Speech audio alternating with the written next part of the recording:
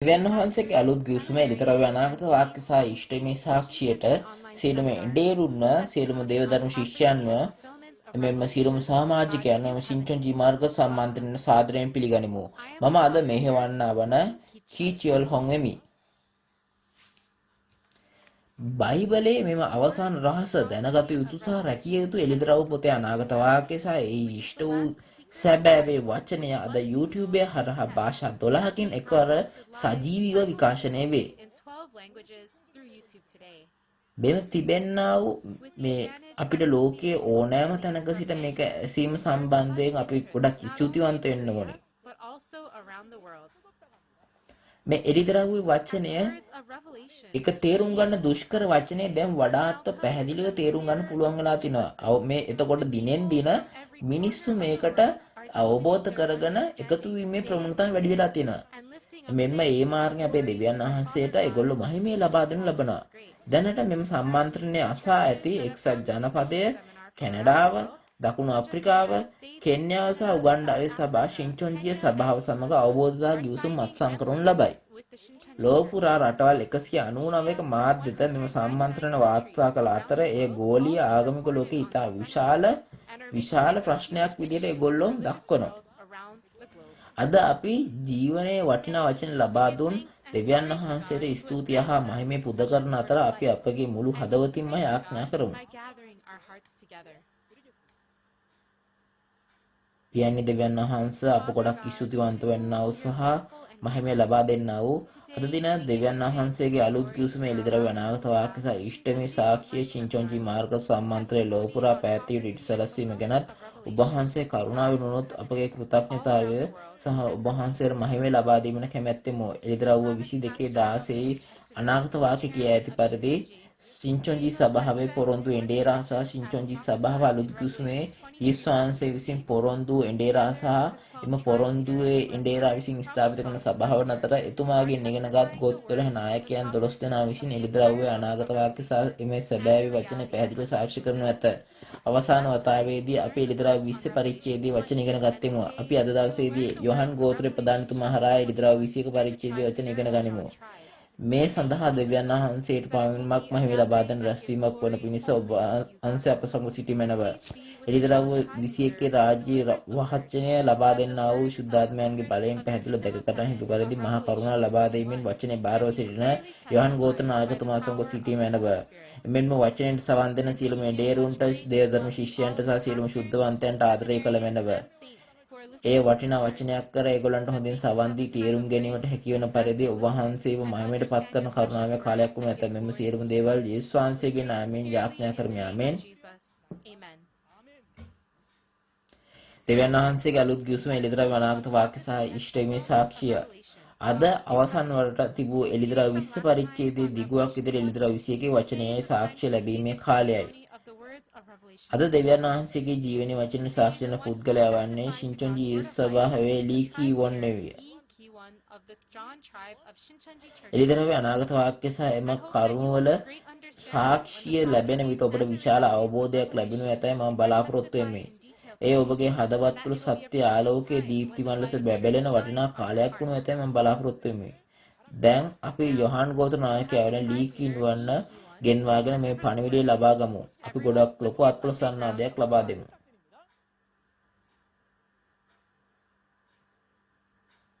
ආයිබෝන්.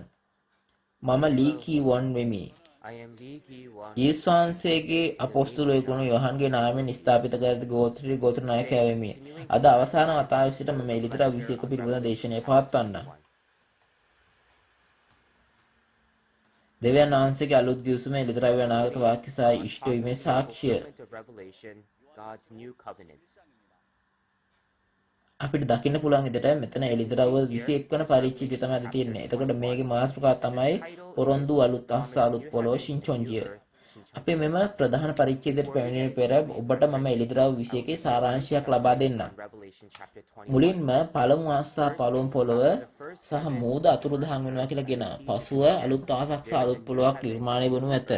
දෙවනුව ශුද්ධ නුවර වන අලුත් එරුසලම අලුත් අහස අලුත් පොළොව මත පැමිණෙනවා. එමෙගින් මරණය අවසන් කර සදාකාලික ජීවනය ගෙනෙන බව ලියා ඇත. තුන්වැන්න තමයි ජය ගන්නා දෙවියන් වහන්සේගේ පුත්‍රයා බවට පත්වන බවත් උරුමක් කරවන බවටත් ලියා ඇත. දැන් අපි මේ දේවල් එකින් එක ගිහින් බලමු. මුලින්ම අපි එළිදරව්ව 21 සිට 4 දක්වා කොටස කියවමු. අලුත් අහසක්ද අලුත් පොළොවක්ද දුටිමි. මක් නිසාද පළමු අහසත් පළමු පොළොවත් පහව ගියේය. මුහුදද තවත් නොවිය. තවද තමාගේ පුරුෂයාට සලසන ලද මනාලියෙකු මෙන් සූදානම් කරනු ලැබූ ශුද්ධ නුවර එළම් අලුත් එරුසලම දෙවියන් වහන්සේ වෙතින් ස්වර්ගෙන් බසනා දුටිමි. තවද මෙන්න දෙවියන් වහන්සේගේ මණ්ඩපයේ මනුෂ්‍යයන් සමගය. උන්වහන්සේ ඔවුන් සමග වාසය කරන්නසේක. ඔව්හු උන්වහන්සේගේ සෙනඟ වන්නෝය. දෙවියන් වහන්සේම ඔවුන් සමග සිට ඔවුන්ගේ දෙවියන් වහන්සේ වනසේක. උන්වහන්සේ ඔවුන්ගේ ඇස්වලින් කඳුළු පිස දමනසේක. මරණය තවත් නොවන්නේය. වැළපීමත් හැඬීමත් වේදනාවක් තවත් නොවන්නේය. මක් නිසාද පළමු දේවල් පහව ගියේයි සිංහාසනෙන් කියන මහත් හඬක් මට ඇසුණේය. ඔව් ඔබ හොඳින් කියෙව්වා. දැන් අපි එළිදරව් 21 ඉඳන් 2 අන්තර්ගතයේ ගිහිල්ලා බැලුවහම මෙතන කියන්නේ කොහොමද? මම අලුත් අහසක්ද අලුත් පොළොවක්ද දුටිමි කියලා කියනවා. පළමු අහස පළමු පොළොව පහව ගියේ මුහුද තවත් නොවන්නේ කියලා කියනවා. එතකොට තවද ශුද්ධ නුවර අලුත් එළසම දෙවියන් වහන්සේ වෙතින් ස්වර්ගෙන් බැස එන බවද මෙතන ලිවිලා තියෙනවා. එසේනම් මේ නැති වෙලා යන පළමු අහස පළමු පොළොව සහ අලුත් අහස අලුත් පොළොව එයි මේ ඒක අලුතෙන් හදන අලුත් පොළොව සහ අලුත් අහස මොකක්ද කියන එක අපි ගිහිල්ලා අර්ථය බලමු. එතකොට මෙතන කතා කරන්නේ නැතිලා යන පළමු අහස සහ පළමු පොළොව මේක මෝසස්ගේ කාලේ තිබෙනා වූ මේක ගැන තමයි කතා කරන්නේ. ඔබ නික්මාම 25 8 සිට 9 සහ හේබ්‍රෙව් 8 සිට 5 ගිහිල්ලා බැලුවොත් මෙතන කතා කරනවා මෝසෙස් ස්වර්ගයේ දේවල්. ඒක දැකලා ඒ ආකාරයෙන්ම පොළොව මතත් හදනවා කියලා කියනවා. එතකොට දැන් එහෙනම් මෝසෙස් ස්වර්ගයේ දුටු දේ කුමක්ද? එහි අර්ථය තමයි ආත්මික ලෝකයේ යෙරුසලම් නගරය. මේ ආත්ම ලෝකයේ යෙරුසලම් නගරය තමයි එක ස්වර්ගය. වෙන වචන වලින් කිව්වොත් ස්වර්ගය. එය පළමු අහස වනු ඇත.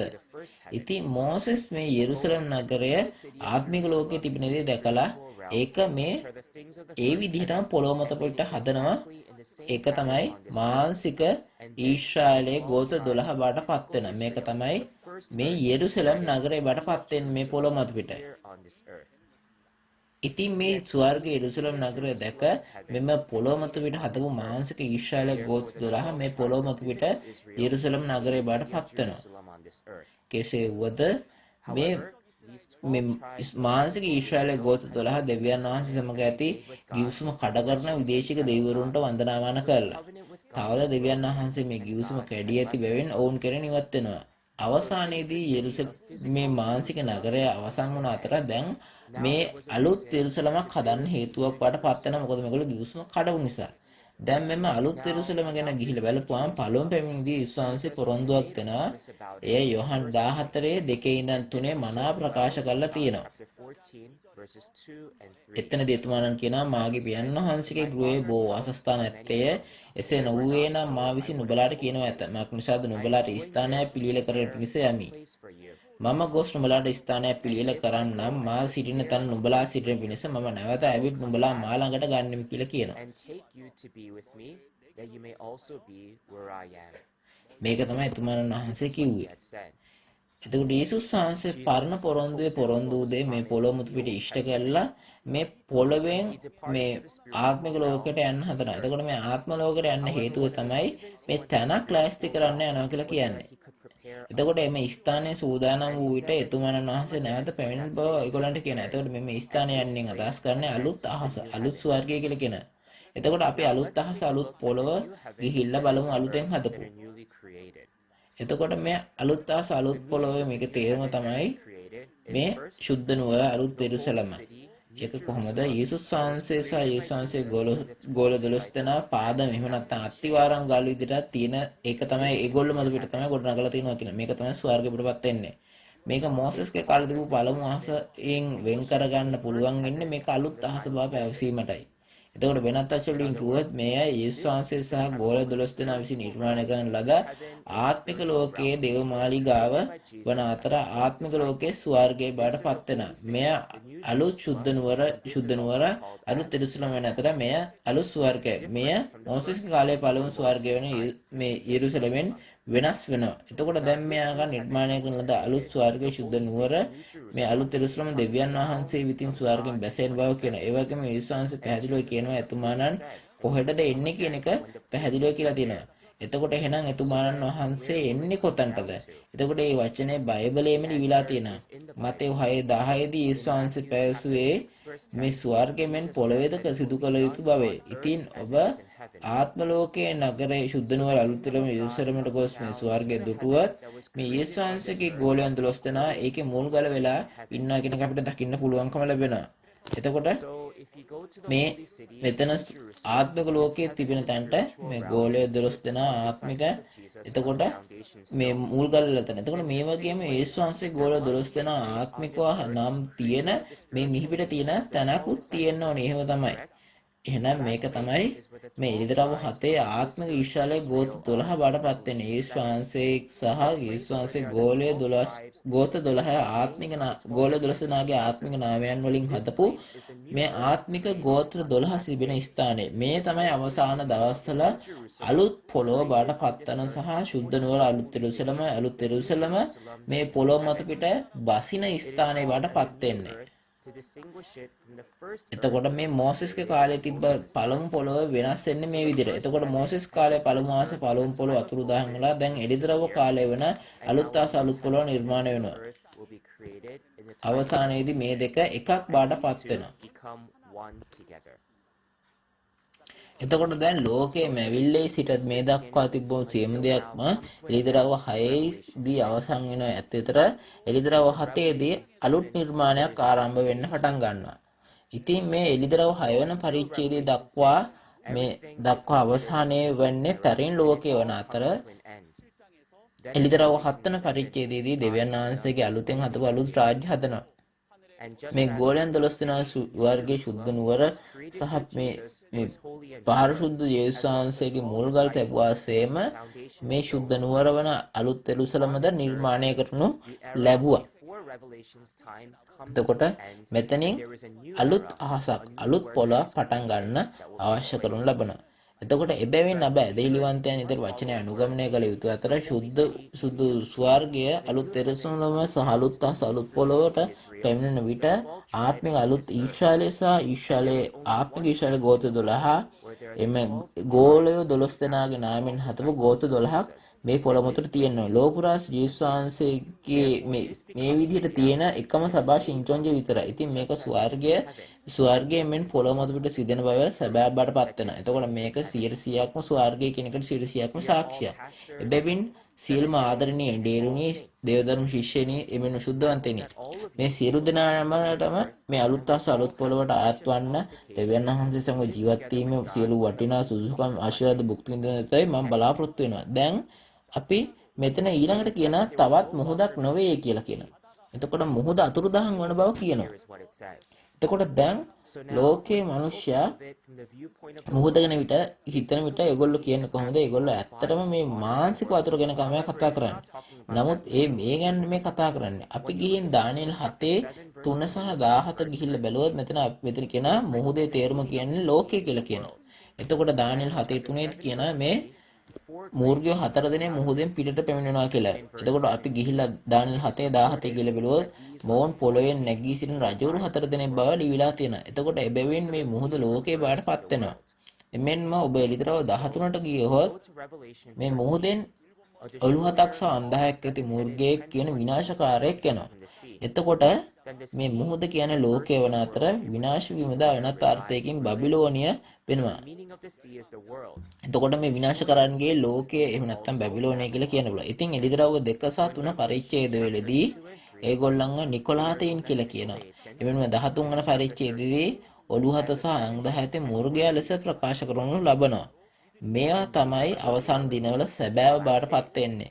හිසත් සහ අන්දාක් ඇති මූර්ගයා වේ විනාශ වන අය සහ විනාශ වන්නන්ගේ ලෝකේ විනිශ්චය කරන බවත් කියන. ඉතින් ඕන් ඉක්මනින් විනාශ කරන්නන් සහ බබිලෝනේ බවට පත්වන බවත් තවත් ඒගොල්ලෝ මේ මුහුද නැවති බවේ මුහුද ඒගොල්ලන්ට සමාන බවත් එතකොට මුහුද නැහැ කියන්නේ ඒගොල්ලෝ විනාශ වෙලා යන බවත් බයිබලයේ කියනවා. එතකොට අපි ඊළඟට කතා කරලා බලුවොත් මේ 3 සහ 4 පදවලට ගිහිල්ලා කිව්වොත් කොහොමද කියන්නේ කොහොමද මේ දෙවියන් වහන්සේගේ මණ්ඩපය මනුෂ්‍යයන් සමග වෙලා කියනවා.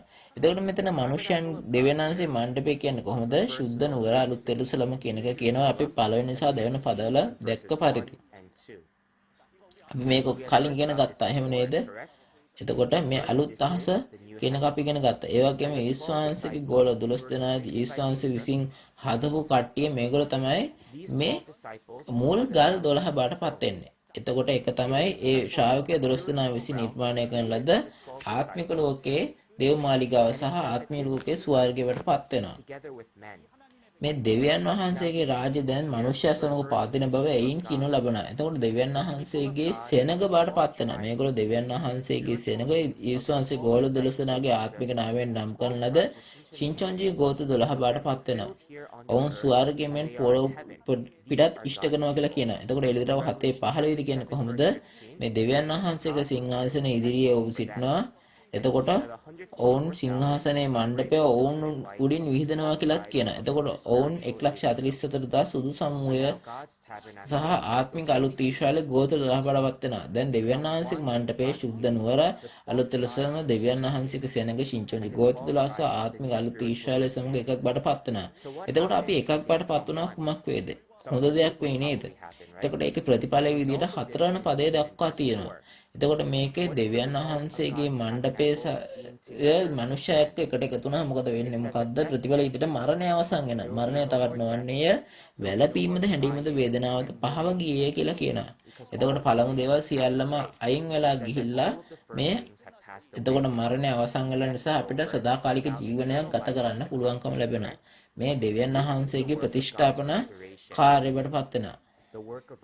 උත්පත්ති 6:3 දෙවියන් වහන්සේ පාසන්නේ මාගේ ආත්මය මිනිසයා හා සමග සදාකාල විවාද නොකරන්නේ මක් නිසාද? ඔහු මාංශයක් නිසා බවයි. එතකොට ජීවනයේ නම් දෙවියන් වහන්සේ නික්ම ගියේ හේන් මේ මහ පොළොව මත පිටින මරණය පැමිණි ඇති බැවින් ඒ බැලුවොත් මිනිසෙකුගේ ආයු කාලය 120කට අඩු කරලා කියලා තමයි කියන්නේ. ඒ වගේම මරණය ලෝපුරා රජ වුණා කියලා කියනවා. එතකොට මේ දෙවියන් වහන්සේ කැමැත්තට වඩා බෙහෙවින් වෙනස් දෙයක් තමයි සිද්ධ වෙන්නේ. මේ හැරගිය දෙවියන් වහන්සේට නැවත සෑම දෙයක්ම ලබා ගැනීමට අවශ්‍ය නැහැ. එතකොට මේක නිසා තමයි 1 කොරින්ති 15:27 ඉඳන් 28 කියන්නේ. කෙසේ වුවත් සුද්ධ වූ දෙවියන් වහන්සේට මේ පව්කාර ලෝකයේ සමග ජීවත් වෙන්න නොහැකි අතර මිනිස්යා පාපයෙන් අපවිත්‍ර වෙලා ඉන්න නිසා ඉන්නට විදිහක් නැහැ. දැන් දෙවියන් වහන්සේට මේ සියලුම සැලසුම් ඉෂ්ට කිරීමට අවශ්‍ය වෙන අතර මෙම අවසාන කාලයේදී දෙවියන් වහන්සේගේ බීජයෙන් උපත ලබා ආස්වන් නෙළන අය මේ මුද්‍රා තබා ඇති 1,44,000 යේසුස් වහන්සේගේ රුධිරයෙන් පවකමා කරන ලද මේ සුදු සමූහය පෙනී සිටිනවා. එතකොට මේගොල්ලෝ තමයි දෙවියන් වහන්සේගේ සෙනඟ ගෝත්‍ර 12 මේ පොළොව මත පිට මවන ලද අය දෙවියන් වහන්සේගේ සෙනඟ බාටපත් වෙන්න පුළුවන්කම ලැබෙන අතර ඔවුන් දෙවියන් වහන්සේත් එක්ක ඉන්න. එතකොට මේ දෙවියන් වහන්සේ හැරගිය දෙවියන් වහන්සේ අවුරුදු 6000කට පසුව නැවත පැමිණෙන අතර එමේ දෙවියන් වහන්සේ ආත්ම ලෝකයේ ස්වර්ග රාජ්‍ය දෙවියන් වහන්සේගේ සෙනඟ සමග සිටින වෙවින් මරණය අවසන් වී සදාකාලික ජීවනයේ සැබෑවනු ඇත. ආදරණීය අපගේ අධිහිලිවන්තයන්ගේ ආරමුණ ස්වර්ගයේ සහ සදාකාලික ජීවනයයි. එසේනම් මේ වචන මට ඇත්ත වෙන්න අවශ්‍යයි නේද? එබැවින් අපි මේ වචනේ විශ්වාස කරනු ඇත මම බලාපොරොත්තු වෙමි. එළිදරව් 7 සටහන් කර ඇත්තේ 1,44,000 සහ ගණන් කළ නොහැකි සුදු සමූහයක් පවණක් අවසාන දිනවලදී ගැලවෙන බවයි. ඒතකොට ඔබ සෑම ඔබට ලැබෙන මහත් ආශිර්වාදය ලැබෙන බවත් ඔබ සියලු දෙනාට මේ බලාපොරොත්තුට ඇතුල් වෙන්නට පුළුවන් වෙන්න කියලා මම ප්‍රාර්ථනා කරනවා. එමගින් දෙවියන් වහන්සේත් එක්ක අපිට එකතු වෙන්න පුළුවන්කම ලැබෙනවා. ඔව් දැන් අපේ එළිදරව් 21 5 සිට 6 දක්වා අන්තර්ගතයේ ගිහිල්ලා කියවමු. සිංහාසනයේ පිට වැඩහුන් තැනන් වහන්සේ කතා කොට බලව සියල්ල අලුත් කරමි කීසේක. තවද උන්වහන්සේ කතා කොට ලියන්න මක්නිසාද මේ වචන විශ්වාසය සැබෑයි කීසේක. උන්වහන්සේ මට කතා කොට මම ඒවා ඉෂ්ට උනේය. මම අල්ෆා සහ ඔමේගාය. පටන් ගන්න සහ අන්තිමය. පිපාසා ඇත්තාට මම ජීවන වතුර උල්පතෙන් නැමිලේ බොන්නට දෙන්නෙමි. ඔබ හොඳින් කියවන ලැබුවා. මේ පස්වන පදයේදී කියන්නේ කොහොමද? මේ බලන්න මම අලුතෙන් සියලු දේවල් මේ අලුත් කර්ම කියලා කියන. එතකොට ඇයි ඊතුමාණන් වහන්සේට මේ සියල්ලම අලුතෙන් කරන්න ඕනේ? එතකොට මේක හරියට පිරිසිදුව හදින් නඩත්තු කරගෙන ගියා නම් එහෙනම් ඒක අලුතෙන් හදන්න අවශ්‍ය වෙන්නේ නැහැ. මේ අලුත් කිරීමට හේතුව තමයි මේ දෙවියන් වහන්සේ අවුරුදු 6000කට පෙර අතහැර ගිය ලෝකයේ තුල සියලුම දේවල් සාතන්ගේ හැඩයෙන් සහ සාතන්ගේ සිතුවිලි වලින් දූෂණය වෙලා සම්පූර්ණ වෙනස් වෙලා තියෙනවා. මෙලදී දෙවියන් වහන්සේ මේ සියලු මැවිල්ල ඒක සාතන් නිසා තමයි මේක දූෂිත වෙන්න පටන් ගන්නෙ. මේක නිසා තමයි මේක අලුතෙන් සියලුම දේවල් මේ උන්වහන්සේගේ ස්වරූපයට සහ සමානත්වයට අලුත් කරනවා කියලා කියන්නේ. එතකොට 6 වෙනි පදයේ බලන විට දෙවියන් වහන්සේ කියන කොහොමද මම අල්ෆා සහ ඔමේගාය කියලා කියනවා. එතකොට මෙතනදී එතුමාණන් වහන්සේ කියන මේ එළිදරව් පොතේ තිබෙනා සියලුම දේවල් ඉෂ්ට වෙලා කියලා කියනවා. එතකොට අපි ඇල්ෆා සහ ඔමේගා කියලා මෙතන මේ ස්ක්‍රීන් එකේ දැක්කම මෙතන කියන්නේ කොහොමද? මේ ආරම්භය සහ අවසානය කියලා කියන. මේ කියන්නේ මොකද? දෙවියන් වහන්සේ අනාගත වාක්‍ය පාල කළා ඒක ඉෂ්ට කරන බව. ඒ නිසාම දෙවියන් වහන්සේම අනාගත වාක්‍ය කළා උන්වහන්සේක වචන ඉෂ්ට කළ වචනේ අද දවසේ ඉෂ්ට වන අතර මේක තමයි දෙවියන් වහන්සේගේ ප්‍රතිෂ්ඨාපනය. එහෙම නැත්නම් දෙවියන් වහන්සේ පාලනය කරන ලෝකේ සහ උන්වහන්සේ සමග සිටිනාට තාක්කාලික ජීවනයේ කාර්ය ලබා දෙමින් පවතින කාර්ය බඩපත් වෙනවා. එතකොට මේ පරණ ගිවිසුමේ අනාගත වක්තෘන්ගේ සිරුම අනාගත වාක්‍යය යොහන් 19 දී විශ්වාසයේ ඉෂ්ට කරලා අවසන් කරනු ලබනවා. ඒ හා සමානව අද දවසේදී එළිදරව් 21 6 විදියට ගිල බැලුවොත් මේ තිබ්බ අලුත් ගිවිසුමේ අනාගත වාක්‍ය ඒව සියල්ලම ඉෂ්ට වෙන බව පෙනී යනවා. ඉතින් මේ ඔබ අනිවාර්යෙන්ම මේක දේවල් ඉෂ්ට වෙනවද කියලා බලන්න ඕනේ. එතකොට මුලින්ම ඒස්වාංශේ පළමු පැමිණීමේදී සියල්ල ඉෂ්ට කළ වෙන අද එම වචනය මේ දෙවෙනි පැමිණීමේදීත් මේ විදිහටම ඉෂ්ට කරනවා. එතකොට අපි මේ හැමදේම අද දවසේදීත් මේක ඉෂ්ට වෙනවා කියලා අපි තේරුම් ගන්න ඕනේ. එතකොට අපිට මේක හරියට තේරුම් ගන්න පුළුවන් විදිහේ මනසක් අපි තියාගන්න. අපි දැන් ගිහිල්ලා මේ එළිදරව් 21 7 වෙනි පදයට ගිහිල්ලා කියමු. ජය ගන්න මේ දේවල් උරුම කරගන්නේය. මම ඔහුගේ දෙවියන් වහන්සේ වන්නේ ඔහු මාගේ පුත්‍රයා වන්නේය. ඔබ හොඳින් කියමු ලුවා. එතකොට මෙතන ජයග්‍රාහක තැනත්තාට මේ සියලුම දේවල් ලබා දෙනවා කියලා කියනවා. ඔව් දෙවියන් වහන්සේ මේ උරුමය ලබා දෙන්නේ ජයග්‍රාහකයාට කියලා කියනවා. එතකොට මම ඔහුගේ දෙවියන් වහන්සේ නෙමෙයි ඔහු මාගේ පුත්‍රයා වෙන්නේ කියලා කියනවා. එතකොට මේ ජයග්‍රහණය කරන තැනත්තා දෙවියන් වහන්සේ පුත්‍රයා කියලා කියනවා. එතකොට කවුද මේ ජයග්‍රාහකයා අපිට හොයාගන්න අවශ්‍ය නැහැ. කවුද මේ ජයග්‍රාහකයා? එතකොට මේ උරුමේ ලබන තැනත්තා දෙවියන් වහන්සේගේ පුත්‍රයා වෙලා කියනවා. එතකොට එයා එහෙනම් මේ ඕනම කෙනෙක් එක්ක සටන් කර ජීවිත කෙනෙක් නෙමෙයි. එයා මාත් එක්ක. එයා සමග සටන් කරනවද නැත්නම් වෙන කෙනෙක් එක්ක සටන් කරනවද? එතකොට එහෙම නෙමෙයි. එයා බයිබලයේ පොරොන්දු වෙලා ඇති කට්ටිය සමග තමයි සටන් කරලා ජය ගන්න ඕනේ. එතකොට බයිබලයේ එළිදරව් 12 වෙනි පරිච්ඡේදයට අනුව මේ මකරාගේ කණ්ඩායම සහ ඔලුහත් සහ අන්දාසම සටන් කරලා ජය ගන්න තැනැත්තෙක් ඉන්න. එතකොට එතුමා බැටළුපඩාගේ රුධිරය හා සාක්ෂි වචනය යොදාගෙන තමයි සටන් කරන්නේ. එතකොට මේක මානසික සටනක් නෙවෙයි. මේක දෙවියන් වහන්සේගේ ජනතාව සහ සාතන් අතර පවතින මේ ආත්මික සටනක්. එතකොට මේ ජීවිතේ පරදුර තබා මියන අය සහ බැටළුපඩාගේ රුධිරයෙන් සාක්ෂි දෙන වචනය සමග ඕන් එකට එකතු වෙලා ජය ගන්න අය පෙනී සිටිනවා. එතකොට මේගොල්ලෝ තමයි ජයග්‍රහණය එළිදරව් 2 සහ 3 පරිච්ඡේදවල මේ නිකොලාතයින්ට ඉරේව සටන් කළ ජය ගන්නා තැනත්තා වඩපත් වෙනවා. ඉතින් එළිදරව් 2 සහ 3 පරිච්ඡේදවල ජය ගන්නා තැනත්තාට ආශිර්වාද 12ක් ලැබෙනු ඇත. මේ යේසුස් පොරොන්දු පරිදිම මේක ජයග්‍රහණය කරොත් දෙන බාට තමයි දීලා තියෙන්නේ. එතකොට දිනුවත් තමයි මේ ජයග්‍රහණය කරොත් මේ පොරොන්දු එඬේරා වඩපත් වෙනවා. එතකොට අද සින්චොන්ජි සභාපතිතුමා වන්නා වූ ලීමාන් හිතුමා පොරොන්දු එඬේරා වෙන මේ නිකොලාතයින් එක්ක සටන් කළ ජයග්‍රාහකයා වෙලා තියෙනවා. එතකොට මෙතන කියන්නේ ඔබ ජයග්‍රහණය කරොත් ඔබට මේ ආශිර්වාද 12 ලැබෙනවා කියලා කියලා තියෙනවා. ඒතර දෙවියන් වහන්සේ බයිබලයේ මේ පොරොන්දුව ඉෂ්ට කරලා තියෙනවා. එතකොට මේ පළමු ආශිර්වාද 12 බැලුවාම මෙතන කොහොමද? මේ ජීවන වෘක්ෂයේ ඵලය ලබා දෙනවා. දෙවැන්න ජීවනයේ ඔටුන්න, තුන්වැන්න දෙවන මරණ හානියක් නොවන්නේ කියලා කියනවා. හතරවැන්න සංගුණ මන්නා ලබා දෙනවා කියලා කියනවා. එතකොට මේක ගොඩක් වැදගත්. එතකොට මේ ස්වර්ගයේ රහස්‍ය තමයි වචනේ බඩපත් වෙන්නේ. එතකොට අවුරුදු 2000ක් පුරාට උපමා සහ මුද්‍රා 7කින් සංග්‍රහ තිබූ ස්වර්ග රාජ්‍යයේ වචනය අද දවසේදී එළිදරව්ව ඉෂ්ට කිරීමේ වචනයෙන් මේ මිනිස්යන්ව පෝෂණය කරනවා. එතකොට ඔබට ඒ වගේ මෙතන කියන කොහොමද ඔබට සුදු ගලක් ලබා දෙනවා. ඒ වගේම සියලු ජාතීන් පාලනය කළ දණ්ඩක බලයක් ලබා දෙනවා කියලා කියන. එතකොට මේ පහන්තරුව වන විශ්වාසයට ලබා දෙනවා. එතකොට මේ පහන්තරුව එමෙන්ම සුදු වස්ත්‍ර ලබා දෙනවා කියලා කියනවා. එමෙන්ම ජීවන පොතේ නැම ලියනවා කියනවා. දෙවියන් වහන්සේගේ මාලිගාවේ කණුවක් බඩපත් කරනවා කියලා කියනවා. ඒ කියන්නේ බාරදොර වගකීමක් පැවැත්වනවා කියලා.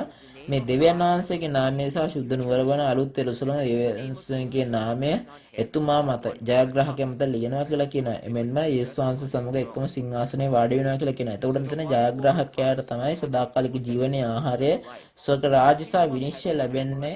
එයාට තමයි විනිශ්චය කිරීම තියෙන්නේ. බලය තියෙන්නේ. මේ අවසාන දිනවලදී අපිට සදාකාලික ජීවනයේ වචනයේ ආහාරය එළිදරව්‍ය වචනේ දැන ගැනීමට අවශ්‍ය නම් අපිට ජයග්‍රාහකයාව අනිවාර්යයෙන්ම හම්බ වෙ යුතුයි.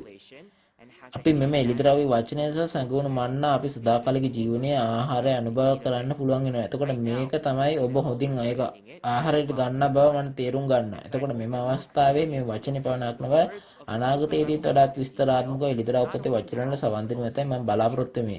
දැන් අපි 8 වන පදයේ ගිහිල්ලා බලමු.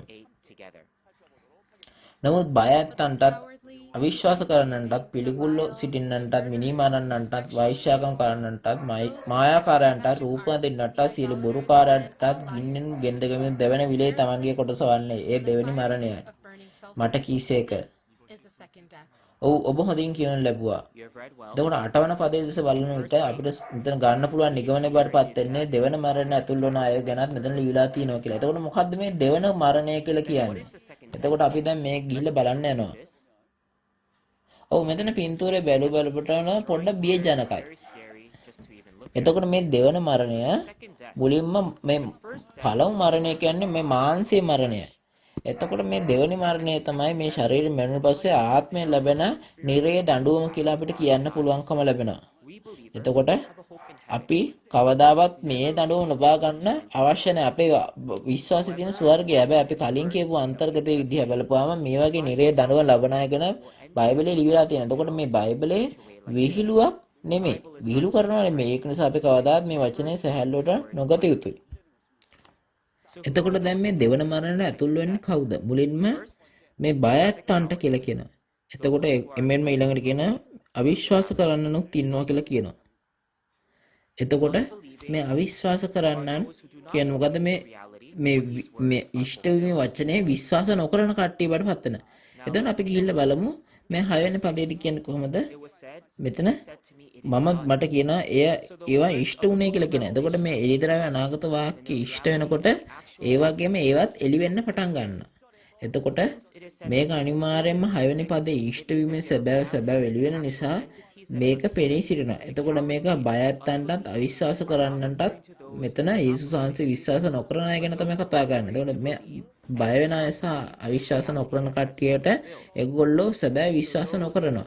එතකොට මේ සැබෑ විශ්වාස නොකිරීම නිසා ඒගොල්ලන්ව දෙවන මරණය වෙන නිරය ගෙන්දගම් විලට යනවා කියලා කියනවා. එතකොට එමෙන්ම පිළිකුල් කරන්නන්ටත් මිනිමරන්නන්ටත් එතකොට නපුරු වැඩ කරන කට්ටිය මානසිකව මිනිමරන කට්ටිය නෙවෙයි මෙතන වැඩිපුර කතා ආත්මික මිනිමරන කට්ටිය. ඒ කියන්නේ සුද්ධවන්තයන්ගේ ඇදහිල්ල අවුල් කරන එමෙන්ම යක්ෂයාව ආශ්‍රය කරන මේ මන්ත්‍රකාරයෝ විදිහට ඉන්න. ඒ කියන්නේ බොරු දේවල් කරන බොරු අනාගත වක්තෘවරුන් පිළිම වදින්නන් බොරු එතකොට පිළිම කියන්නේ බොරු ඇඬේරු. එතකොට මේ ඒගොල්ලෝ බොරු ඇඬේරුන්ට සේවය කරන. එතකොට බොරුකාරයෝ බොරුවෙන් සාක්ෂි දෙන කෙනෙක් නෑ. එතකොට මේ හැමෝම දෙවනි මරණයට පත් වෙනවා කියලා කියනවා. එතකොට අපිත් හැමෝම මේකේ මේ සැබෑව තේරුම් අරගෙන සත්‍ය වචනේ හිටගෙන කවදාවත් නිරේට නොයන්න කියලා මම ප්‍රාර්ථනා කරනවා. එතකොට දැන් අපි 9 සිට 10 දක්වා පදයකට ගිහිල්ලා බලමු. අපි හැමෝම කියවමු.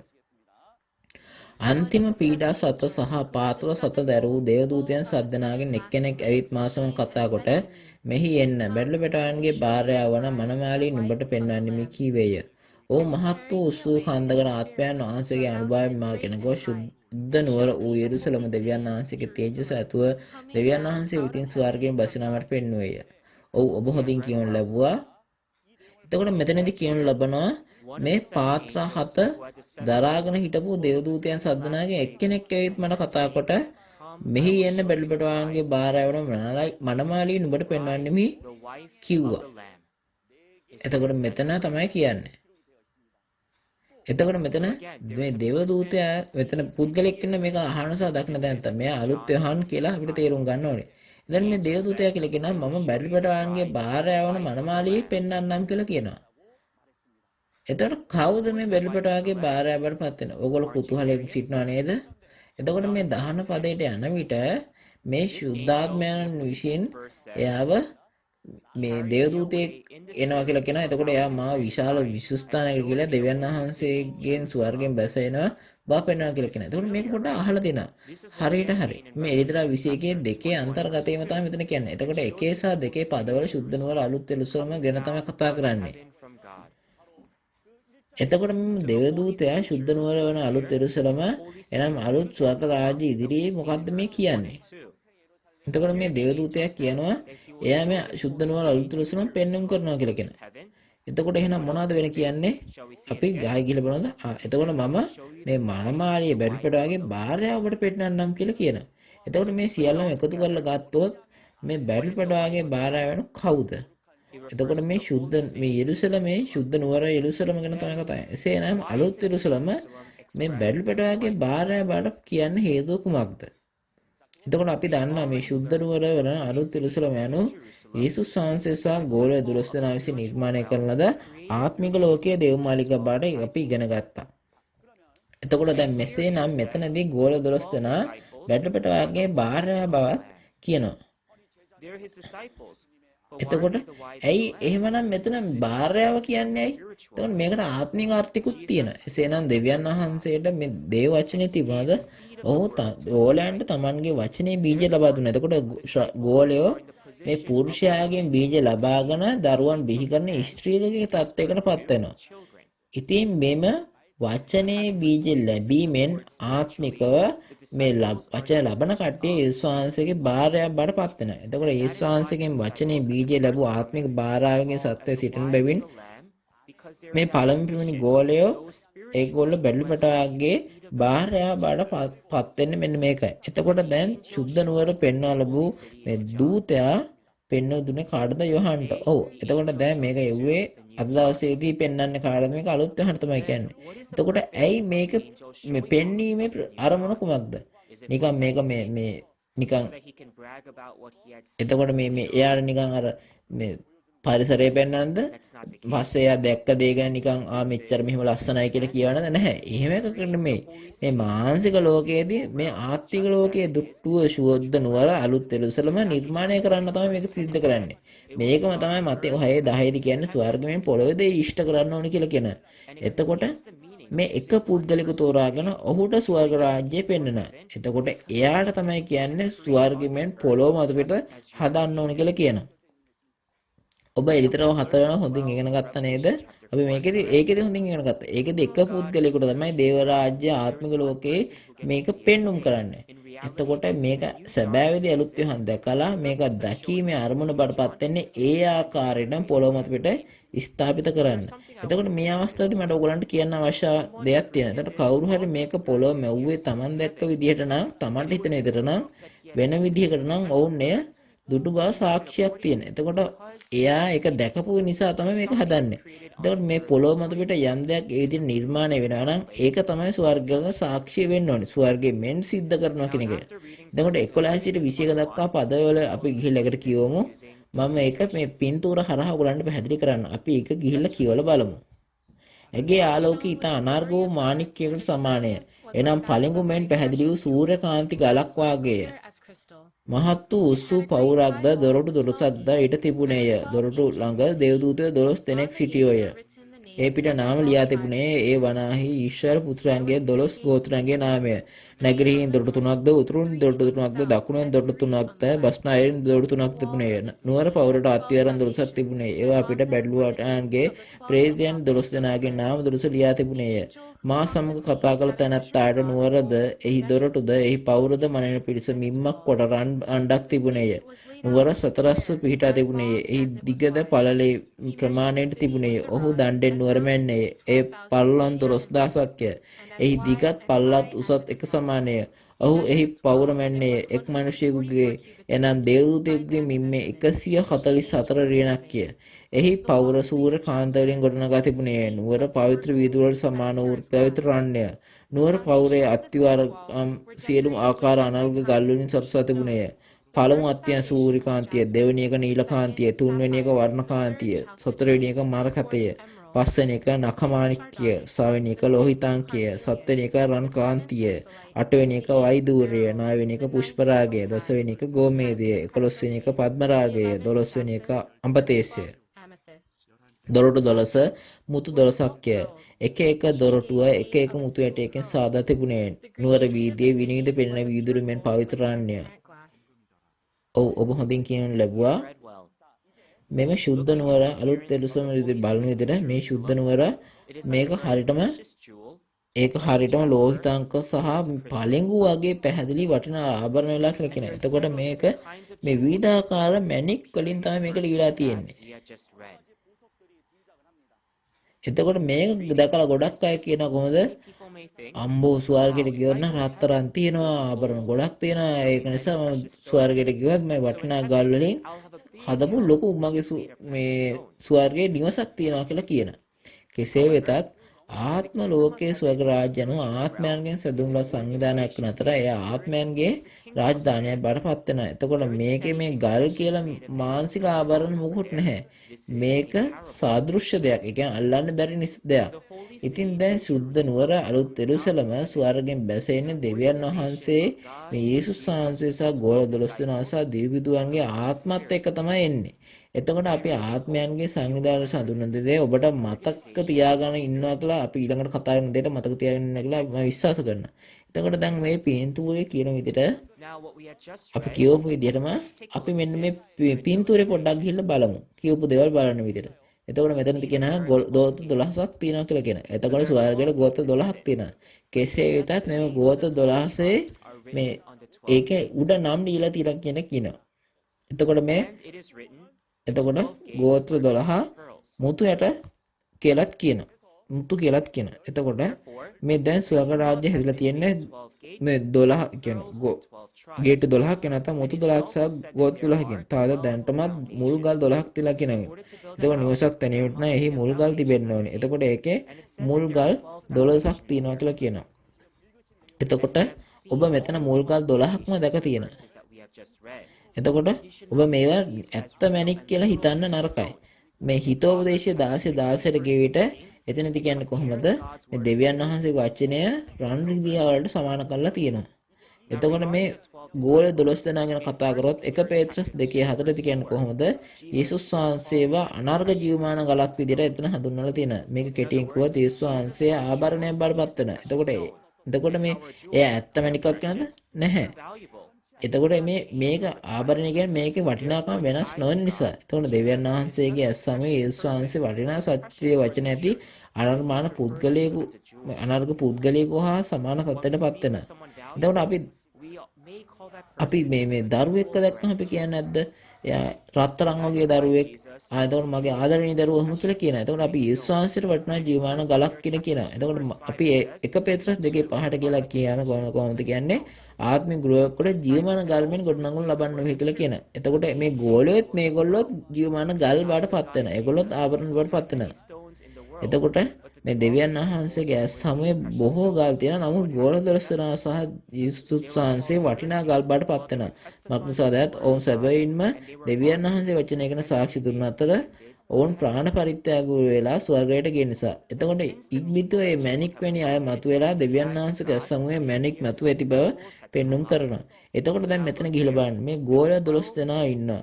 ඒගොල්ලෝ තමයි මුල් ගල් බාටපත් වෙනවා කියලා කියන්නේ. එතකොට මුල් ගල් ඒගොල්ලෝ මේ මුල් ගල් 12ක් තියනවා කියලා කියනවා. එතකොට දෙවියන් වහන්සේගේ ආත්මික ලෝකය දැන් නිර්මාණය කරලා තියෙනවා. එතකොට මේක අල්ලන්න පුළුවන් දෙයක් නෙවෙයි නවතතාවක් කියනවා. ඉතින් යේසුස් වහන්සේ ගෝල 12 දෙනා සහ ප්‍රාණ පරිත්‍යාගුරුන්ගේ ආත්ම වලින් සැදුම්ලත් ඒ ආත්මයන්ගේ සංවිධානය ස්වර්ග රාජ්‍ය බඩපත් වෙනවා. එතකොට දැන් මේක පෙන්වන එකේ අරමුණ කුමක්ද? මේක මේ වගේ දෙවියන් වහන්සේගේ රාජ්‍ය මේ වගේ නිසා ඔයගොල්ලෝ මොකද්ද කරන්න ඕනේ? පහළට එනකොට මොකද්ද මේ දේශය කරන්න ඕනේ? එතකොට මේ දේශයේදී මේ පොළොවේදී මොකද්ද කරන්න ඕනේ? එතකොට මේ පොළොවේ දොරටු 12ක් තියෙනවා. එතකොට ගෝත්‍ර කීයක් තියෙන්න ඕනද? එතකොට මේ ගෝත්‍ර 12ක් තිබ්බොත් විතරයි මේ විදිහට ස්වර්ග රාජ්‍යයට එන්න පුළුවන්කම ලැබෙන්නේ. එතකොට අද දවසේදී ශින්චොන්ජිට පමණයි ගෝත්‍ර 12ක් තියෙන්නේ. එතකොට මේ ඊස්වාංශයේ ශ්‍රාවකයන් 12 දෙනාගේ නාමයෙන් ගෝත්‍ර 12ක් තියෙනවා. මේ ස්වර්ග රාජ්‍ය බවට සාක්ෂිය බවට පත් වෙනවා. එලෙස මුතු 12 මුතු කියන එක මේ සත්‍ය වචනේ නියෝජනය කරනවා. ඒ වගේම මැණික් මෙතන කතා කරනවා. එතකොට ශින්චොන්ජි වල සෑම වචනයක්ම නික්මන්නේ ගෝත්‍ර 12න්. ඒ වගේම හැම දොරක්ම මුතු ඇටයක් හා සමානයි. එතකොට ගෝත්‍ර 12 පිට වෙන වචනයක් වුණත් ඒ නික්මෙන්නේ මුතු එකම මුතු ඇටවල වෙනසක් නැහැ. මේ තනි මුතු ඇටයෙන් තමයි එන්නේ. එතකොට මේ එකම සත්‍ය වචන. ඇයි මෙහෙම වෙන්නේ? ඇයි? මක්නිසාදයක් මේ ගෝත්‍ර 12 නායකයන් 12 දෙනා පොරොන්දු එඩේරා මාර්ගයේ මුද්‍රා ලබා ඇති අතර එම ඔවුන් ලබා ගන්න මේ පොරොන්දු එඩේරා එළිදරව් 10 දී පොතෙන් ලබාගත් දේවල් තමයි අරගෙන ඒව තමයි ශාන්ත සුද්ධවන්තයන්ට මේ එළිදරව් පණවිඩ විදිහට උගන්වන්නේ. එබැවින් මේ ස්වර්ග රාජ්‍යයේ දොරටු 12ක් සහ මුතු 12ක් සහ ගෝත්‍ර 12ක් තියෙනවා. එතකොට ඒගොල්ලෝ තමයි ගෝල 12 දෙනා තමයි මේ ගෝල් ගහ 12 බාටපත් වෙන ආත්ම ලෝකයේ රාජ්‍ය මේ පොළොවට පහළ වෙන්නේ මේ පොළොවට එන්නේ මේ ගෝත්‍ර 12 අවුත් විතරයි. මේක කරුණාකර මතක තබා ගන්න. එතකොට දැන් අපි මේ පොළොව පොඩ්ඩක් අපි ආයෙ ගිහලා බලමු. එතකොට ස්වර්ග රාජ්‍ය ඒක හරියටම මේ හරිම වටිනා දෙයක් කියලා කියනවා. එතකොට මේ දේවදූතයා මේ එක බට දණ්ඩක් ගන්නලා ඒක මනින්නවා කියලා කියනවා. එතකොට මේකේ මේ එළිදර 21 17 දී කියනවා මේ දේවදූතයා මනින්නවා කියලා කියනවා. මේ මයින් එකේ දිග කියනවා කියලා කියනවා. එතකොට මේක කියන්නේ කොහොමද? දේවදූතයාට කියනවා එතකොට එයාව විශ්වාස කරන විදිහට එයාට මේ පොළොවට බහැලා මේ නිර්මාණය කරන්න කියලා කියනවා. එතකොට මේක ඇත්තටම දැකපු අය විශ්වාස කරනවා මේ පොළොව මෙතන පෙළලා මේකේ සැබෑ ආර්ථය මේ විදිහටම ඉෂ්ට කරන්න කියලා තමයි කියන්නේ. මේ දැකපු දේ පොළොව මත පිට හදන්න කියලා කියනවා. එතකොට දේවදූතයා එයා මේ මිනුම් දණ්ඩෙන් අරගෙන එයා මනින්න යනවා. එතකොට මොකද්ද මේ අලුත් තිරුසලම අලුත් මේ සුද්ධ නුවර මේක හරියට මේ මනින්න දේ නගරය කුමක්ද? ඔව් මේක දිග පළල දිග පළල සහ උස කියලා කියන. එතකොට මේ දිග පළල සහ උස මේක සාමාන්‍ය එකයි කියලා කියන. එතකොට මේක කියන්නේ කොහොමද? ඒක පරලොන් 12000යි කියලා කියනවා. එතකොට මේ ස්වර්ගයේ ස්වරූපයෙන් තමයි කතා කරන්නේ. ඉතින් මෙන්න මේ දේවදූතයාට එයාට මනින දණ්ඩක් ලබා දෙනවා කියලා කියනවා. එතකොට මේක තමයි අපි ස්වර්ගය කියලා කියන්නේ. එතකොට මේ ස්වර්ගය ඒක මේ එතකොට ඒක මුළු දාර 12ක් වෙනවා. 1 2 3 4 5 6 7 8 9 10 11 12. එතකොට මේ විදිහට 12ක් තියෙනවා. එතකොට මේවල තිබෙන්නා වූ මේ හැම ධාරයක්ම සමානයි කියලා කියනවා. එතකොට මේක ඝනකයක් මේක සමාන ඝනකාභයක් බාටපත් වෙනවා. එතකොට මේ දේවදූතයා මේක එක පුද්ගලෙකුට පෙන්නනවා. එතකොට එයාට ඒක නිර්මාණය කරන්න ඕනේ කොහොමද කියන එක. එතකොට මේ පොළොවේ දෙවියන් වහන්සේ විසින් මුද්‍රා ලැබුවෝ මේ මනුෂ්‍යයන් 12000ක් 12000 බැගින් 12ක් ඉන්න ඕනේ. එතකොට එක ගෝත්‍රයක 12000 බැගින් ගෝත්‍ර 12ක කොහොමද 1,44,000 විදිහට පොළොව මත පිට මුද්‍රා වෙන්න ඕනේ. මේක තමයි ඔහු දුටු ආකාරයෙන් පොළොව මත පිට නිර්මාණය කරනවා කියලා කියන්නේ. එතකොට කොහොමද? ඊටවත් එඬේරුනේ දේවධර්ම ශිෂ්‍යයනේ ඇදහිලිවන්තයන් ලෝකයේ ගෝත්‍ර 12ක් සිටින්නේ කොතනද? මුද්‍රා දමනද 1,40,000 සිටින්නේ කොහෙද? එතකොට අපිට S2 හොඳට අරලා බලුවා ශින්චොන්ජි විතරයි කියලා තීරුම් ගන්න පුළුවන්. ඔබ ශින්චොන්ජිට කොයිතරම් වෛර කරත් බයිබලයේ වචනේ ඉෂ්ට වෙන එකම ස්ථානයේ තිබේ නම් අවමාශයෙන් අපි එකවරක් හෝ මේ වචනය ගැන සිතලා බලන්න ඕනේ.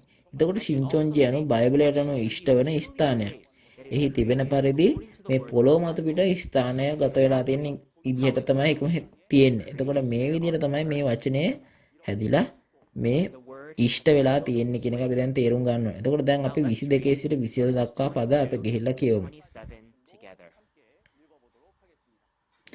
මම එහි දේවමාලිගා නුදුටිමි. මක්නිසාද සාර පරාක්‍රම වූ ස්වාමි දෙවියන් වහන්සේ බැල්ලි පැටවනවද එහි දේවමාලිගය. දෙවියන් වහන්සේගේ තේජසින් නුවර ආලෝක වූ බැවින් බැල්ලි පැටවන එහි පහන වන බැවින් එහි බැබලීමේ සූර්යයවත් චන්ද්‍රයවත් ඕනෑ නැත. ජාති වූ එහි එළියෙන් ඇවිදිති. පොළොවේ රජවරු තමන්ගේ තේජස ඊට ගෙනිති. එහි දොරටු දවාලය කිසිසේත් වසුන් නොලබන්නේ මක්නිසාද එහි රාත්‍රියක් නොවන්නේ. ඔහු ජාතීන්ගේ තේජසත් ගෞරවයත් ඊට ගෙනෙනවා ඇත. බැල්ලු පැටවානන්ගේ ජීවන පොතේ ලියන ලද්ද වූ නිසා අපවිත්‍ර වූ දෙයක් පිළිකුල් වූ බොරු දෙයක් කරන්නන්වත් කිසිසේත් එහි ඇතුළු නොවන්නේය. ඔහු ඔබ හොඳින් කියවනු ලැබුවා. එතකොට මෙතන සිට මම පොඩ්ඩක් මේ ඔබත් එක්කම කතා කරන්න යනවා. එතකොට මෙතන කියනවා කොහොමද? මම මණ්ඩපයක් දේවමාලිගාවක් වෙන්න නොදෙමි කියලා කියනවා. එතකොට මෙයා මෙතෙක් කියලා මේ තියපු දුටුම ඒක දැන් දැක්කේ නැහැ කියලා කියන්නේ. එතකොට ආපහු කියලා බලමු කියන්නේ මේ මක්නිසාද මේ සරබලවක්කම වූ ස්වාමී වූ දෙවියන් වහන්සේද වැඩපටාන දෙහි දේවමාලිගාව වෙලා කියලා කියනවා. ඒතකොට දෙවියන් වහන්සේ සහ යේසුස් වහන්සේ තමයි දේවමාලිගාවටපත් වෙන්නේ. එතකොට මේ රත්තරන් සහ රිදී කියලා හිතන විදිහට එතකොට ඒගොල්ලෝ මිනිස්සු හිතන්නේ කොහොමද ස්වර්ගයේ මේක ලිවිලා තියෙන නිසා මිනිස්සු හිතන්නේ ස්වර්ගයේ රත්තරන් සහ රිදීෙන් හදපු ගයක් කියලා හිතනවා. එතකොට මේක උපමාවක් විතරයි. එතකොට මේ නික්මෙන වචනේ මැණික් වන අතර සත්‍ය වචනේ ඒක විදිහට කියනවා. එබැවින් මෙතන මානසික දේවමාලිගාවක් නැහැ. එතකොට මෙතන දෙවියන් වහන්සේ සහ බැඩළු බැටාන තමයි දේවමාලිගාවටපත් වෙන්නේ. ඊළඟට කියන කොහොමද දෙවියන් වහන්සේගේ තේජස නුවර බැබළුව ආලෝකයෙන් බැඩළු පැටවනන් එහි පහනවන බැවින් එහි බැබලෙමින් සූර්යයවත් චන්ද්‍රයවත් ඕනෑ නැත කියලා කියනවා. එතකොට මෙතන තාදුරණත් එඬේරෙක්ක ධර්ම ප්‍රචාරකවරයෙක්වත් අවශ්‍ය නැහැ කියන එක තමයි මෙතන මේ කියන්නේ. මොකද හේතුව දෙවියන් වහන්සේගේ මයමේ ආලෝකයෙන් අතර බැඩළු පැටවනන් එහි පහන වෙනවා කියලා කියනවා. දෙවියන් වහන්සේ ඍජුවම අපිට කතා කරන බැවින් එඬේරෙක්වත් ධර්ම ප්‍රචාරකවරයෙකුගේ ආලෝකයවත් අපිට අවශ්‍ය වෙන්නේ නැහැ. මෙතන එඬේරා සහ ධර්ම ප්‍රචාරකයා ඉරටයි හතරයි සමාන කරලා තියෙනවා කියන අපි ඉගෙන ගත්තා.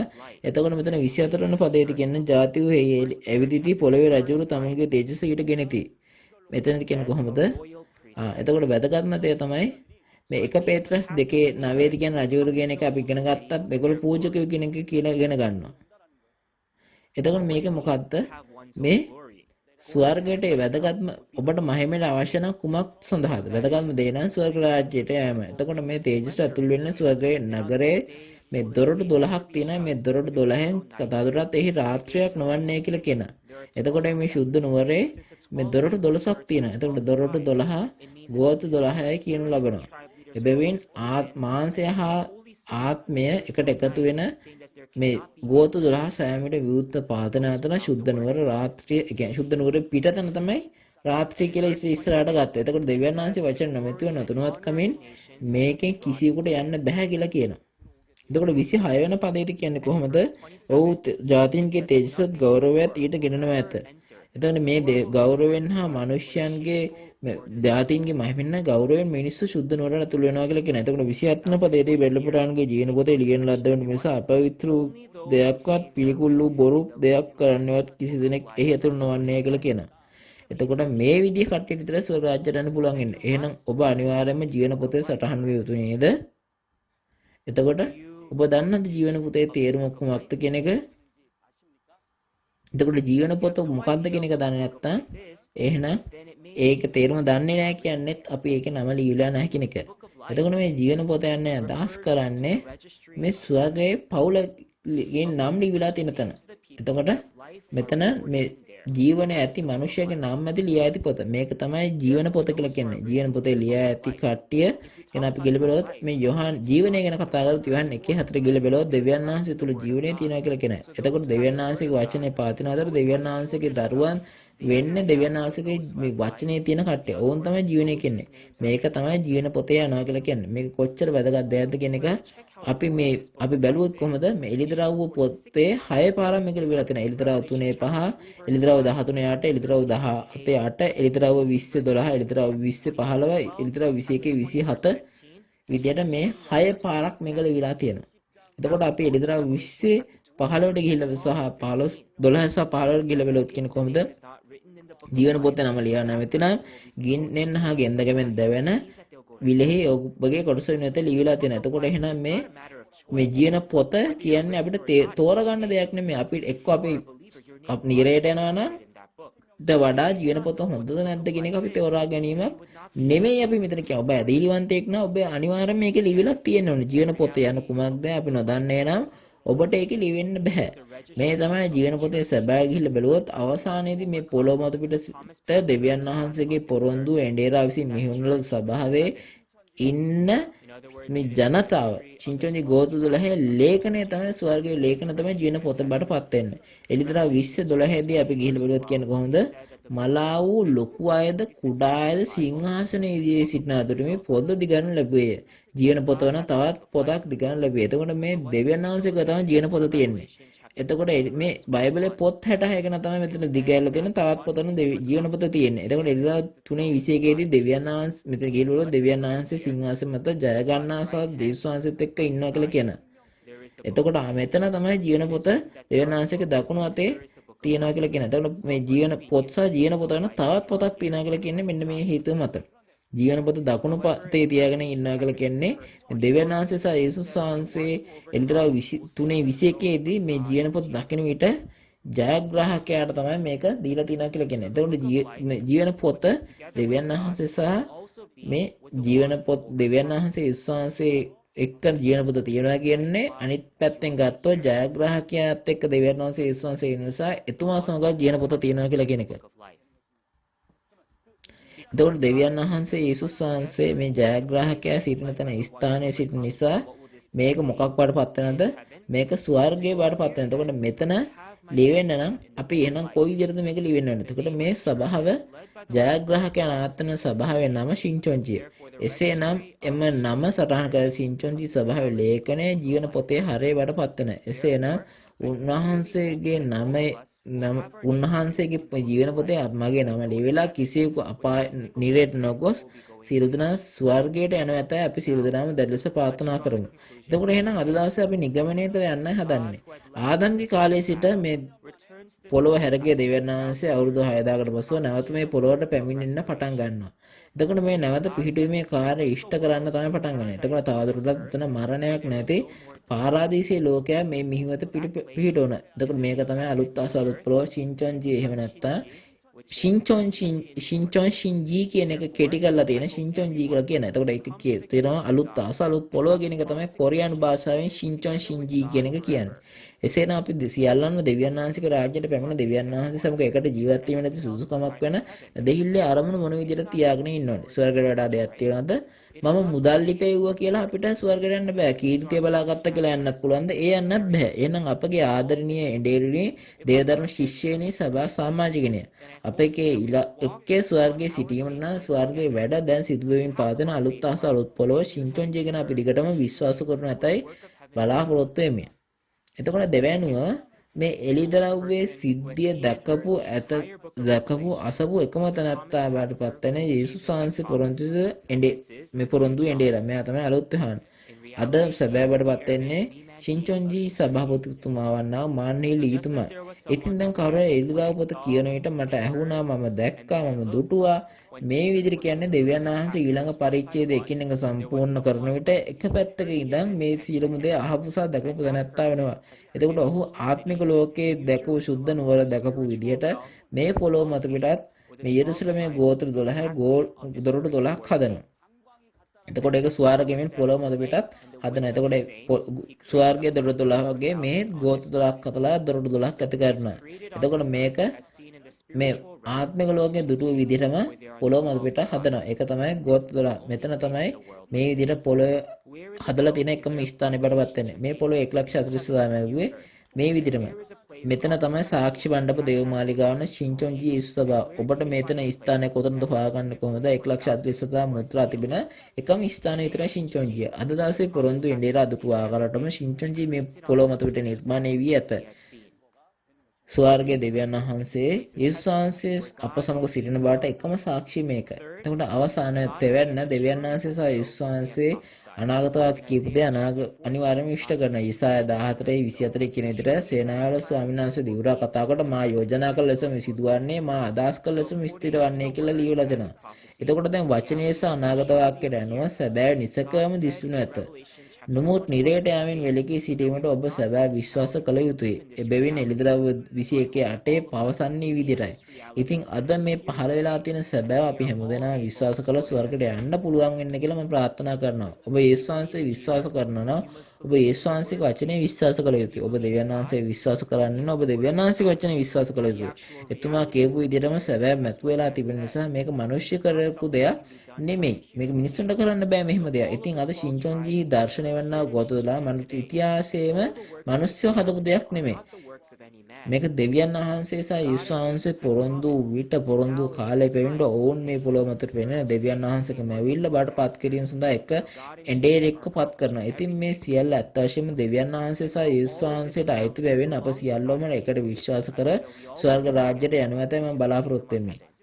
අවසාන වශයෙන් අප සියලු බීම විශ්වාස කරන්නේ අප සියලු දෙනාටම එකම ඇදහිල්ලක සිටින ස්වර්ගය ගැන බලාපොරොත්තු වෙන සිටින සදාකාලික ජීවනයට ඇතුල් වෙන්න පුළුවන් බාට බලාගෙන තමයි ඉන්නේ. එතකොට අපි එකම දෙවියන් වහන්සේ, එකම යේසුස් වහන්සේ, එකම බයිබලය නෙමෙයිද බලාගෙන ඉන්නේ.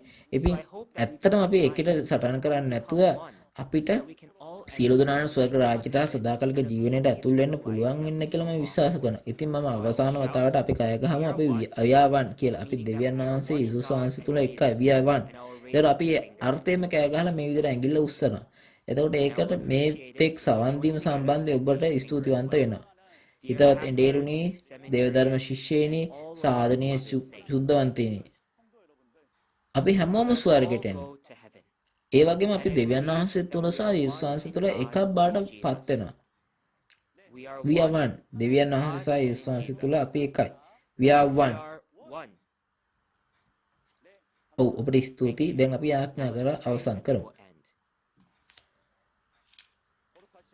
ශුද්ධ වූ සහ අතිශුද්ධ වූ පියන්නේ දෙවියන් වහන්සේ අද දින අපව දෙවියන් වහන්සේ වටිනා වචනේ ඉදිරියේ රැස් කරවා ජීවනයේ නැමැති වටිනා වචනේ අපට ඇසීමට සැලැස්වීම ගැන මම ඔබ වහන්සේට අවංකවම ස්තුතිවන්ත වෙමි.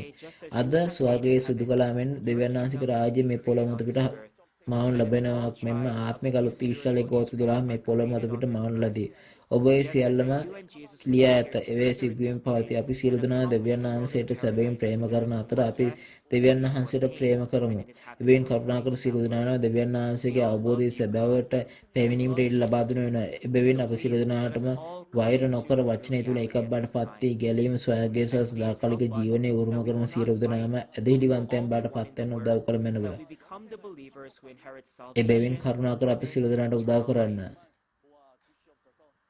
දැන් ඉතිරිව ඇත්තේ එළිදරව් 22 සහ අවසාන විශේෂ දේශනාවේ පමණි. එබැවින් අප සියලු දෙනාට මේ පදයේ අවසාන සාක්ෂිය ලබා ගත හැකි වන අතර මේ අවසානයේ පමණක් නොවලා මේ ඊට ඉස්සරහට ඔබ වහන්සේගේ වචනය විස්තරාත්මකව ඉගෙන ගන්න සහ සියලු ඇදහිලිවන්තයන් වීමට අපට උපකාර කරන්න. දෙවියන් වහන්සේගේ ගැඹුරු කැමැත්ත ඉගෙන ගැනීමටත් කරුණාකර එය කිරීමට සෑම විටම අසීමිත කරුණාව ලබා දෙන යතයි මම දැඩි ලෙස ප්‍රාර්ථනා කරමි. මේ සියලු දේවල් යේසුස් වහන්සේගේ නාමයෙන් යාඥා කරමි. ආමේන්. ඔව් ඔබ සියලු දෙනාම සවන් දීම සම්බන්ධයෙන් ගොඩක් ස්තුතිවන්ත වෙනවා. අපි අද මෙතනින් අවසන් කරමු. එතුමාණන් වහන්සේ කිව්වා ජීවන වෘක්ෂයෙන් කන තැනත්තා සදාකාලීන ජීවත් වෙනවා කියලා කියනවා. එමෙන්ම යහපත නපුර දැනගැනීමේ කසෙන් කන තැනත්තා ඒකාන්තයෙන්ම නැසින බව කියනවා. එතකොට මේ ජීවන වෘක්ෂයේ සෑම මාසකම ඵල 12ක් මේ දරනවා කියලා කියනවා. මේ ජීවන වෘක්ෂයේ කොළ වලින් සියලු જાතීන් සුව කළ යුතු හේතු මොනවාද අපි ගොස් බලමු. සියලු දෙනා ඔබට සදාකාලික ජීවන ලැබෙන්න අවශ්‍යද? නැත්නම් ඔබේ ආත්මයට මේ සදාකාලික නිරයට යාමට අවශ්‍යද? ඔබ නගරය ඇතුළතද? ඔබ නගරයෙන් පිටතද? ඔබ එළිදරව්වේ වචන වලට එකතු කළ හෝ අඩු කළ අයද? ඔබ එකතු නොකළ හෝ අඩු කළ නොකළ අයද? ඔව් මේ බ්‍රහස්පතින්ද ඔබ කලින් දුටු පෙර දසුනේ වීඩියෝ මෙන් සෝල් ජේම්ස් ගෝත්‍ර ප්‍රධානතුමා වන යූ යම් චූ විසින් එළිදරව් 22 වචන ලබා දීමට යන්නා. මේ එළිදරව් 22 දෙවියන් වහන්සේ සහ බැලුපටාගේ සිංහාසනයෙන් ගලන පළඟුවෙන් පැහැදිලි ජීවනදායක වතුර සෑම මාසකම 12 වර්ගවල පළදන ජීවන වෘක්ෂය සහ සභාව සඳහා යේසුස් වහන්සේ එවන ලද යේසුස් වහන්සේගේ දූතයා තමයි මෙතන මේක සාක්ෂි දරනු ලබන්නේ.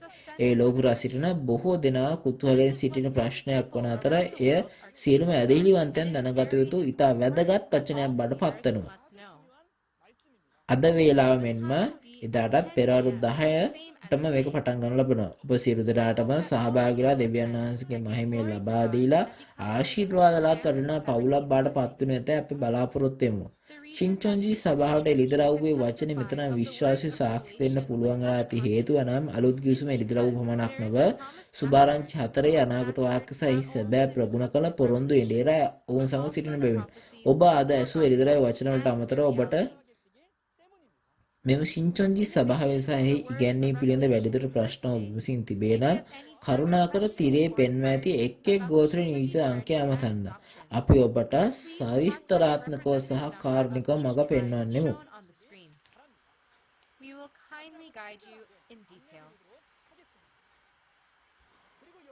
ඔබලාගේ සහයෝගයට ස්තුතිවන්ත වෙන්න මෙම සින්චොන්ජි එළිදරව් සම්මන්ත්‍රණය ලෝපුරා ප්‍රධාන ආකර්ෂණයක් ලබාගෙන ඉන්නවා. සින්චොන්ජි එළිදරව් කිරීම සමග දේශන අවසානයේ අපි එකට කෑගසන via 1 සටන් පාඨය මෙන් සම්ප්‍රේෂණයක් වනු ඇතයි විශ්වාස කරනවා.